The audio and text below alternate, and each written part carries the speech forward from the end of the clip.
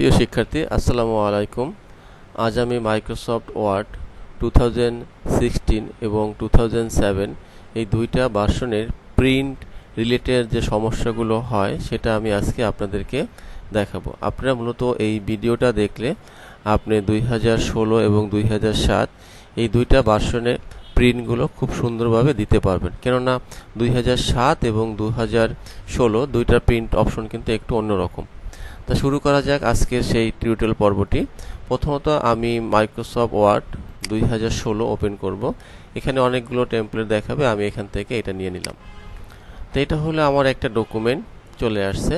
এখন আমি যদি কিছু প্রিন্ট আউট করতে চাই বা প্রিন্ট করব, অবশ্যই সেক্ষেত্রে আমাকে একটা ফাইল নিতে হবে। দেখি আমি এখান থেকে কোনো একটা আগের একটা রেডি করা ফাইল ছিল, সেটা আমি নিলাম। তো এখন এই প্রিন্টটা আমি চাচ্ছি যে আমার কম্পিউটারে আমি প্রিন্ট করব। তো এখন অনেক সময় কি হয় যে আমাদের যদি সেটআপগুলো ঠিকমতো না থাকে, বিশেষ করে পেজ সেটআপ, মার্জিন ইত্যাদি, তখন কিন্তু আমরা সুন্দর একটা প্রিন্ট প্রত্যাশা করতে পারি না, প্রিন্টটা হবে না। তখন আমাদের আসলে পুরো ডকুমেন্টটাই নষ্ট হয়ে যাবে। তো এই বিষয়টাই আমি ক্লিয়ারলি আজকে এই ভিডিওতে শেয়ার করব। তো প্রথমত আমরা একটা ডকুমেন্ট ওপেন করার পর সর্বপ্রথম হলো আপনি যখনই একটা ফাইল তৈরি করবেন তখন আপনি এটা পেজ সেটআপটা আগে করে নেবেন। তো আমি পেজ সেটআপটা আমি দেখাবো। প্রথমত আপনি লেআউটে যাবেন। লেআউটে যাওয়ার পরে এখান থেকে মার্জিন, কোশ্চেনের ক্ষেত্রে আপনি ন্যারো মানে 0.5 চয়েস করতে পারেন। এরপরে ওরিয়েন্টেশন থেকে আপনি ল্যান্ডস্কেপ তো অবশ্যই নিতে হবে। এরপর পেপার সাইজ খুবই মোস্ট ইম্পর্টেন্ট। এখন এই পেপার সাইজটা যদি আপনি A4 না করেন, দেখেন এখানে কিন্তু লেটার দেওয়া আছে। তো এই অপশনে যদি প্রিন্টারটা প্রিন্ট দেন তাহলে কিন্তু আপনার ডকুমেন্টে ঠিকমতো আসবে না। অবশ্যই আপনি এখান থেকে A4 করে নিতে হবে। যখন আপনি A4 করে নেবেন তখনই কিন্তু আপনার এই ডকুমেন্টটা খুব সুন্দরভাবে প্রিন্ট আউট হবে। তো দেখেন এই ফাইলটা কিন্তু দুই লেটারে দেওয়া ছিল, যার কারণে কি হয়েছে এখন একটু বড় হয়ে গেছে। তা আমরা এইটা প্রথমত একটু সেট আপ করে নিব। তো সেট আপ করে নেওয়ার জন্য আমাদের কি করতে হবে, আমরা এখান থেকে জাস্ট এই পেজটা আছে, আমরা এখান থেকে একটু এই জিনিসটা একটু সরাই দিলাম, মানে ট্যাবটাকে আমি অ্যাডজাস্ট করে নিলাম। এখান থেকেও দেখি যে আমাদের যে পেজটা আছে এটারও অ্যাডজাস্ট করে নিব ট্যাবটা। ওকে, তো সর্বপ্রথম আপনি দেখেন এটা এখানে চলে আসছে, আমি এখান থেকে একটু সরাই দিই। মূলত আপনার প্রিন্টটা যদি আপনি সুন্দর করে না গুছিয়ে দেন তাহলে কিন্তু আপনার প্রিন্টটা খারাপ দেখা যাবে, ভালো হবে না, কাজটাই নষ্ট হয়ে যাবে। তো এই জন্য আপনাকে আগে মূলত কি করতে হবে, সবগুলো বিষয় ভালোভাবে দেখে তারপরে আপনাকে প্রিন্ট আউট করতে হবে। কারণ আপনি প্রিন্ট করে ফেলবেন, পরবর্তীতে দেখবেন আপনার ডকুমেন্টটা, আপনার পেপারটাই নষ্ট হয়ে যাবে। তাই আমরা এই ওয়েতে মনে করে আমরা সাজায় নিলাম A4 এ। এখন আমি যদি এটা প্রিন্ট আউট করতে চাই, আমি এখান যাব প্রিন্টে। তো প্রিন্টে যাওয়ার পরে আমরা এখান থেকে ক্লিক করলাম প্রিন্ট, অথবা কন্ট্রোল P চাপলেও আপনার প্রিন্ট অপশন চলে আসবে। তো এখন কিন্তু এটা মোটামুটি আমার A4 সেট আপ করা আছে। আমি এখন এখান থেকে সর্বপ্রথম কি করব, প্রিন্টার, মানে আমি কোন প্রিন্টারে, আপনি যদি একাধিক প্রিন্টার থাকে সেই ক্ষেত্রে আপনি প্রিন্টার অবশ্যই চয়েস করতে হবে যে আপনি আসলে কোন প্রিন্টারে প্রিন্ট আউট করতে চাচ্ছেন। তো আমি এটা ক্লিক করলাম, মনে করে এটা আসলে সবগুলো ডেমো, আমি মনে করি এইটাই আমার প্রিন্টার, তাহলে আমি এটাকে চয়েস করে নিলাম। এরপরে এখান থেকে দেখেন সেটিংসের কিছু ব্যাপার আছে। এখানে প্রিন্ট অল পেজ, তার মানে আমার এখানে মূলত 9টা পেজ আছে। তো আমি যদি এখন এই প্রিন্ট অল পেজে সিলেক্ট থাকা অবস্থায় যদি আমি এখন এখানে প্রিন্টে ক্লিক করি তাহলে কিন্তু আমার পুরো ডকুমেন্টটাই এখানে সবগুলো পাতায় প্রিন্ট হয়ে যাবে।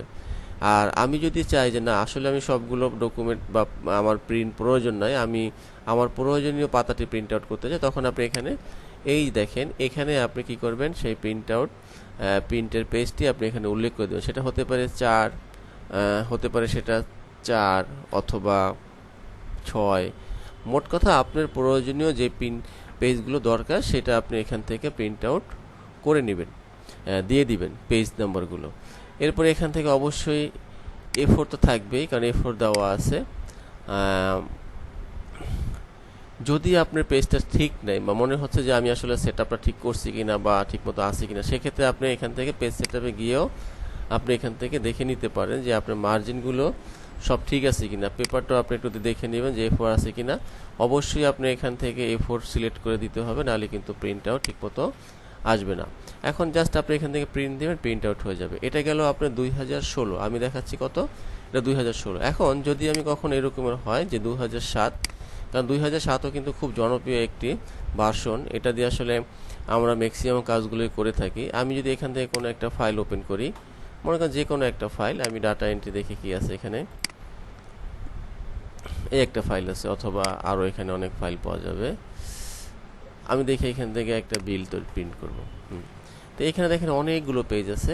তো এখান থেকেও যদি আমি কোনো একটা ফাইলকে প্রিন্ট আউট করতে চাই বা কোনো একটা পেজকে নির্দিষ্টভাবে প্রিন্ট আউট করতে চাই, সেক্ষেত্রে কিন্তু আমাকে এখান থেকে দেখাই দিতে হবে। তো আমি এখান থেকে যাব কোথায়, প্রিন্টে যাব। দেখেন আগের যে প্রিন্টের যে ভিউটা ছিল আর এটা কিন্তু একরকমের না। আমি যদি দেখেন 2016তে ক্লিক করি, দেখেন এখানে কিন্তু প্রিন্টের যে ভিউটা একরকম, আর 2007-এ এটা কিন্তু আরেক রকম, ঠিক আছে। তবে খুবই সহজ, আপনারা জাস্ট একটু এখান থেকে প্রথমত আপনি যেমন প্রিন্টারটা আমরা চয়েস করছিলাম, এখান থেকে আপনি প্রিন্টারটা চয়েস করে দিবেন।